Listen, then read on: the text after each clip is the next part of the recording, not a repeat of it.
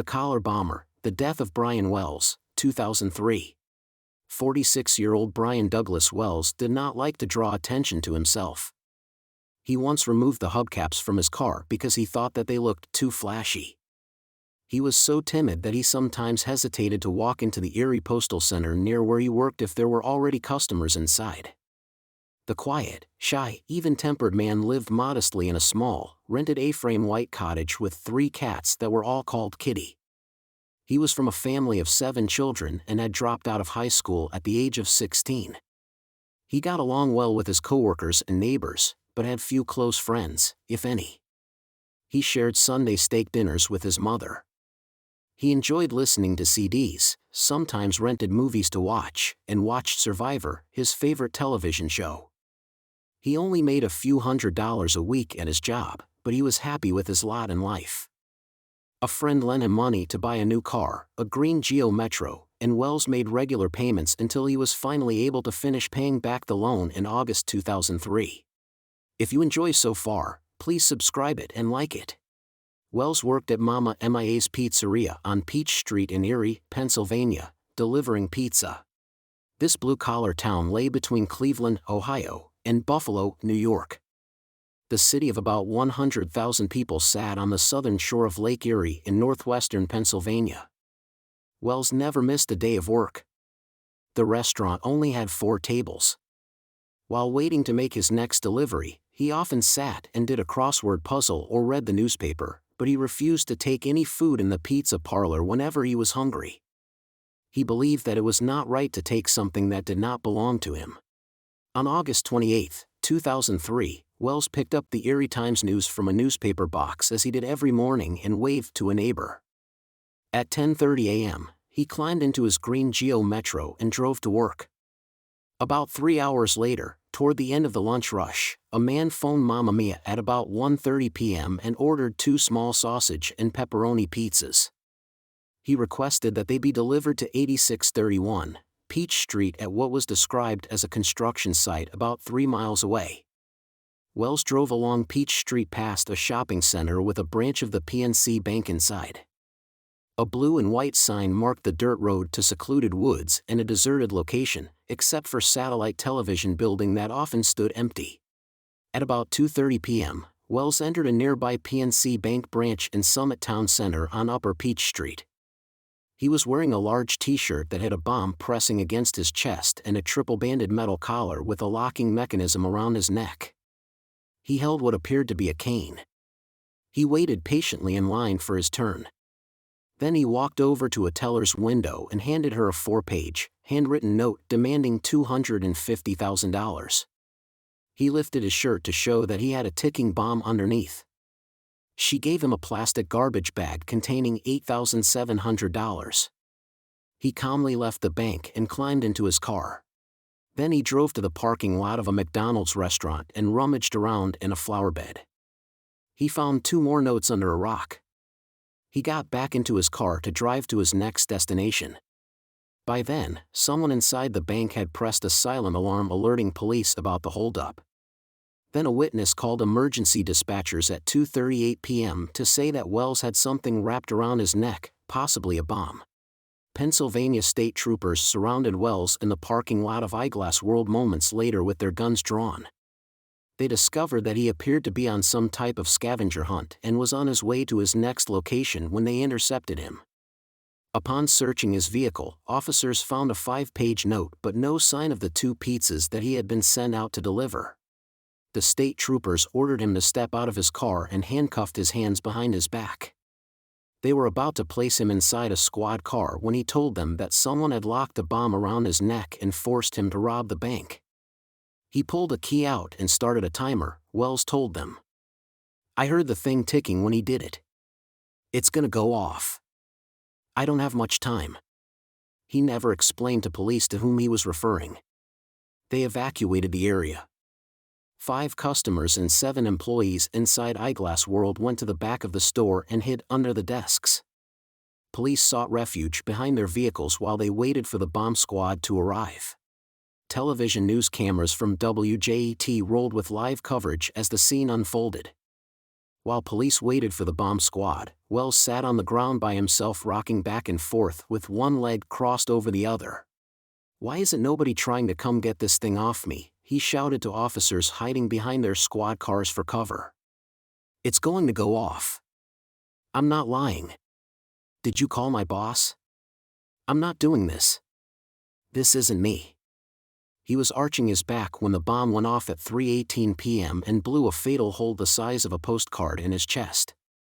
He died instantly, 40 minutes after 911 received the first call about the bank robbery. Federal Bureau of Investigation Special Agent Robert Rudge was just a few feet away when the bomb blew up. The 4-member bomb squad arrived 3 minutes later, 14 minutes after they had been called. They searched the car belonging to Wells. Inside, they found a bag of cash and a homemade cane-shaped gun, along with a 9-page handwritten note containing instructions. The letter told Wells how to conduct the robbery. Most important rule: do not radio, phone, or contact anyone, the note said. Alerting authorities, your company, or anyone else will bring your death. If we spot police vehicles or aircraft, you will be killed. It also explained what to do with the money from the bank heist. After the holdup, Wells was to go to several different locations and perform a series of tasks. He would be destroyed if he didn't complete the mission. The note included a drawing of a McDonald's sign and a road map. Once he had finished the scavenger hunt, he would be able to disarm the bomb around his neck. According to a coroner's report released 6 months later, Wells had only 55 minutes to rob the bank and complete the tasks to disarm the bomb. Police believed that the collar bomb was placed around Wells's neck while he was in an isolated clearing in the woods. They just were not sure if he was a willing participant or not. Was he an innocent victim who was forced to commit the bank robbery? If he was coerced, perhaps he thought that he was under surveillance or was too scared to alert authorities and ask for help. If he chose to be involved, did he have any accomplices or was he acting alone? Family, friends, and neighbors could not believe that the mild-mannered Wells could have chosen to be involved. They believed that he was forced or duped. In fact, one neighbor said that Wells was looking forward to a family gathering, which was to be held the weekend after the robbery. The FBI, the Federal Bureau of Alcohol, Tobacco, Firearms and Explosives, Pennsylvania State Police, and the Erie Police Department were part of the investigation into the baffling crime. They interviewed and re-interviewed Wells's coworkers and family members. They also tried to trace where the metal collar and bomb-making materials came from. In a bid for answers, police officials released photographs of the triple-banded metal collar on September 2, 2003. It had 4 keyholes. They hoped that someone would recognize the device and provide leads. Despite the hundreds of calls, police were no closer to solving the mystery. A white man with shaggy hair was seen coming out of a wooded area near the bank around the time of the robbery. He was wearing a Pittsburgh Steelers jersey and was spotted near a country fair store about 10 minutes after Wells was killed. Another man was spotted running near the exit of a local freeway, where Wells was supposed to make a stop during his getaway. Police were not sure if they were involved with the robbery and collar bombing, they just wanted to question them. More than 3 weeks later, they released a photograph on September 25 of the odd-looking weapon they had found in Wells's car. They also offered a $50,000 reward for information about the case. About 6 months later, in February 2004, Erie County Coroner Lyle Cook ruled that Wells's death was a homicide, but investigators had not yet ruled out whether Wells had willingly participated in the crime or was coerced. They released a copy of the 9-page note they had found in his car after the bomb went off in the hope that someone would recognize the handwriting. Janet Ponsford told police that the handwriting looked like that of her ex-husband, Floyd J. Stockton, who was wanted in Washington state in connection with the rape of a mentally disabled woman. At the time of the Erie bank robbery, Stockton had been staying with substitute teacher and handyman William Rothstein, who lived near the area where Wells made his final pizza delivery. On September 20, 2003, Rothstein had contacted Pennsylvania State Police and told them that he had hidden a man's body in his freezer to help out the friend who had committed the murder.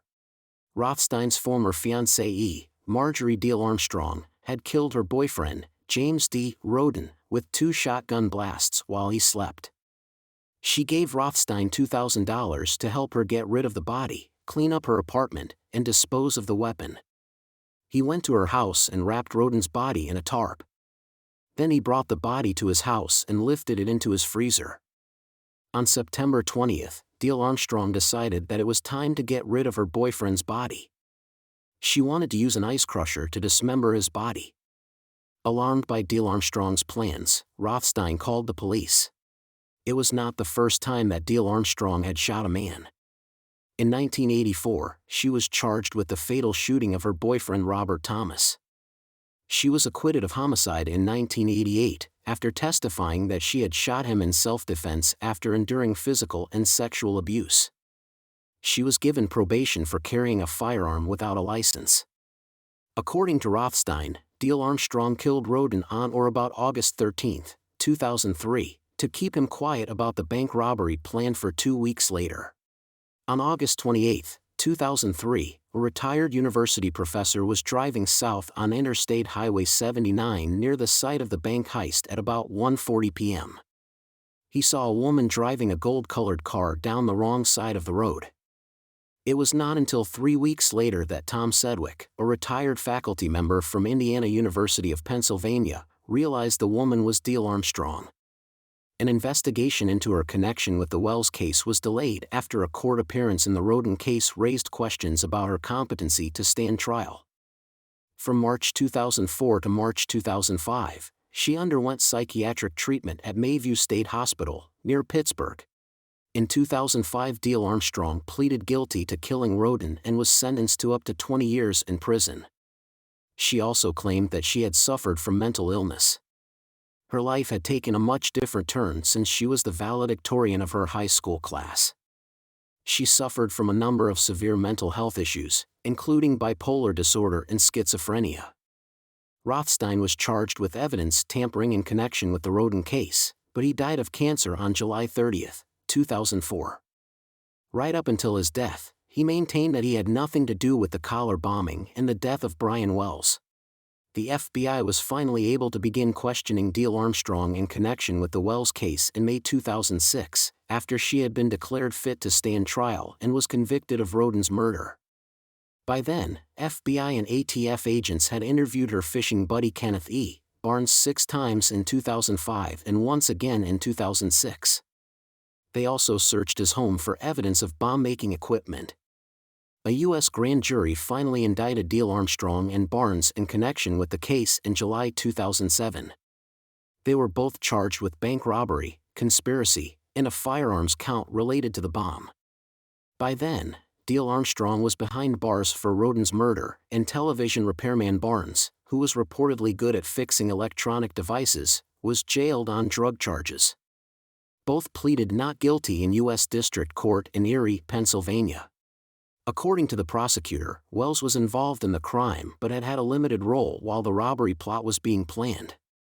She was not sure why he had chosen to participate or whether he knew that the bomb he would be carrying was real. Diehl Armstrong and Barnes had watched from across the street as Wells held up the bank. She had planned the robbery as part of a desire to exact revenge on her father, Harold Diehl, over a dispute involving her late mother's estate. She wanted to use the robbery to raise money to pay Barnes $200,000 to kill her father. A federal judge ruled that Diehl Armstrong was mentally unfit to stand trial. In September 2008, Barnes changed his plea to guilty to conspiracy and a charge of aiding and abetting. In exchange for the plea bargain, he agreed to testify against Diehl Armstrong and cooperate with police. According to his testimony, Wells was involved in the robbery plot and had his neck measured for what he believed would be a fake bomb. The day of the robbery, he refused to wear the collar bomb when he realized that it was real. He was coerced to change his mind when another conspirator fired a single gunshot to scare him. They used a real bomb to ensure that Wells would hand over the money after the robbery. Barnes said that his role was to be a lookout at the bank. He also offered to build a pipe bomb with a timing device. Rothstein apparently called in the phony order to Mamma Mia Pizzeria to bring Wells to the dead-end road where he would put on the collar bomb. Barnes was sentenced to 45 years in federal prison in December 2008. 9 months later, in September 2009, Diehl Armstrong was found competent to stand trial in connection with the case. We bow in front of you and thanks you for watching. Please subscribe it.